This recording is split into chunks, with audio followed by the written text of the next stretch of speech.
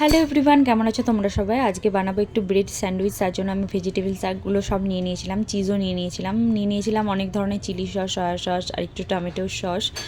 সসেতেও no compromise, ভেজিটেবলেও no compromise. এখানে দু রকমের ব্রেড নিয়েছিলাম, যেহেতু দেশ থেকে একটা ব্রেড ছিল সেই ব্রেডটা আর আটার ব্রেডটা। উপর থেকে সস দিয়ে দিয়েছি। যে ভেজিটেবলসগুলো নিয়েছিলাম সেগুলো ভরে ভরে দিয়ে দিলাম। উপর থেকে দিয়ে দিয়েছিলাম একটু ব্ল্যাক পেপার। তারপরে ওভেনের মধ্যে আমি এটা দিয়ে দেবো। আমি এখানে 3টে দিয়েছিলাম, তোমরা চাইলে আরও বেশি করে দিতে পারো। আমার মনে হয় 3টে ঠিক আছে, যেহেতু আমার ছোটো ওভেন। তারপর 2 মিনিটের জন্য প্রথমে ফার্স্টে কুক করতে দিয়ে দেবো।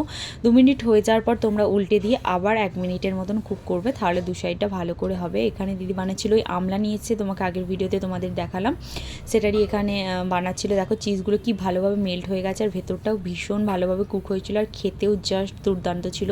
তোমরাও অবশ্যই একবার ট্রাই করো, খুবই অল্প টাইমের মধ্যে মানে তৈরি হয়ে যায় আর খেতেও সুন্দর হয়।